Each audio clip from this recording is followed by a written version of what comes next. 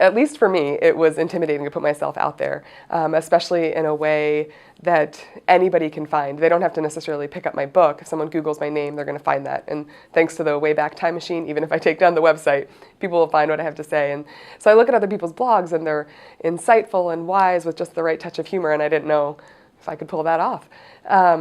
And so there were a bunch of reasons why I tried to talk myself out of starting a blog. And I actually got over those reasons, and my first blog post was this post. But the 5 reasons were, what if I change my mind? I have changed a lot in the last 10 or 15 years, and I imagine I will change a lot in the next 10 or 15 years. So what if I go back and look at something and, at that point, I think I was uninformed or immature, my thought process was. So I was, scared to put that out there.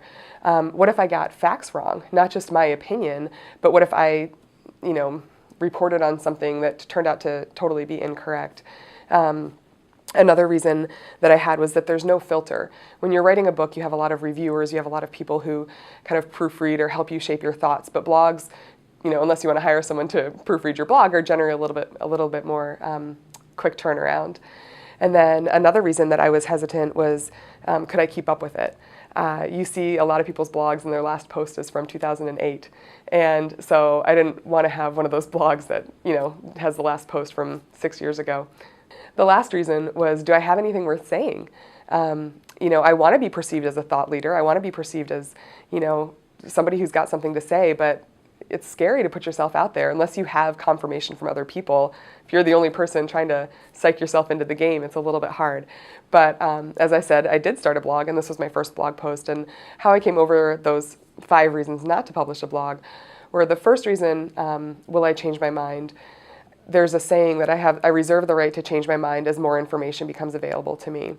And the world doesn't always give you that freedom. Lots of people, I've seen people lose job opportunities or lose, I'm thinking of politicians or whatever, over something that they said 10 years ago. It's a reality, but I think it's worth the chance, and I think we should give that grace to each other to learn more and grow and change as people. Will I get facts wrong? I realized I'm not a reporter. I'm not reporting on anything that's black or white. So I didn't really think I'd actually get a lot of facts wrong. Will I ramble? Will I kind of keep the focus? And I just I've asked myself every time I start a blog, does this benefit women who are trying to intersect their faith and their work? And so by keeping, making sure that all of my blogs are on that topic, I'm able to keep myself from rambling on other things that aren't relevant. And then, I don't have a proofreader, so I'm sure that there are typos or grammatical errors, but I'm going to be okay with that. So to address the issue of can I keep up with it, the fear of never finishing is not a great reason to not get started. And so I decided to go ahead and get started. And then I've found ways, I find ways to motivate myself for other goals that I have in my life. Like when I'm running, halfway through training for a race, I'll buy a new article of clothing or something. And so, I refreshed my blog a couple years ago, and that kept my interest in it. I have looked for new ways to bring my life into the blog, and so that keeps it interesting. As I've started having children, I've tried to write about the process of having children as a professional woman and tried to provide resources. So it's very relevant to me, and it makes it easier to work on and to write. And it's also where my friends are. And that actually leads to the last point of, will I have anything to say?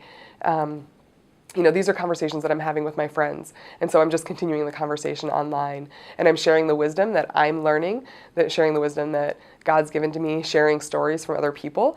So I'll let the readers be the judge of the value, but it's my responsibility with the gifts God's given me to put it out there.